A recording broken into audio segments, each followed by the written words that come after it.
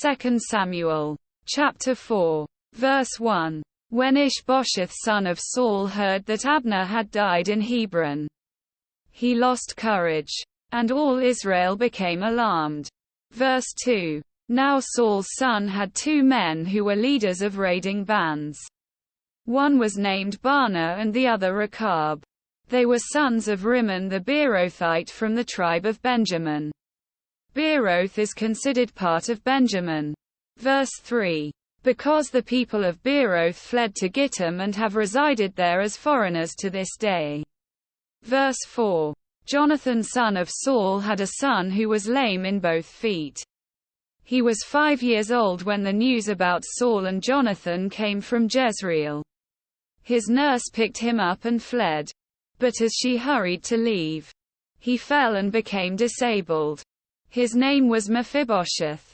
Verse 5. Now Rechab and Baanah, the sons of Rimmon the Beerothite, set out for the house of Ishbosheth. And they arrived there in the heat of the day while he was taking his noonday rest. Verse 6. They went into the inner part of the house as if to get some wheat. And they stabbed him in the stomach. Then Rechab and his brother Baanah slipped away. Verse 7. They had gone into the house while he was lying on the bed in his bedroom. After they stabbed and killed him, they cut off his head. Taking it with them, they traveled all night by way of the Arabah. Verse 8. They brought the head of Ishbosheth to David at Hebron and said to the king, Here is the head of Ishbosheth son of Saul, your enemy, who tried to kill you.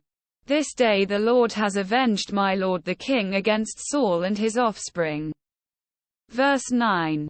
David answered Rechab and his brother Baanah, the sons of Rimmon the Beerothite, As surely as the Lord lives, who has delivered me out of every trouble. Verse 10. When someone told me, Saul is dead, and thought he was bringing good news, I seized him and put him to death in Ziklag. That was the reward I gave him for his news. Verse 11. How much more, when wicked men have killed an innocent man in his own house and on his own bed? Should I not now demand his blood from your hand and rid the earth of you? Quote.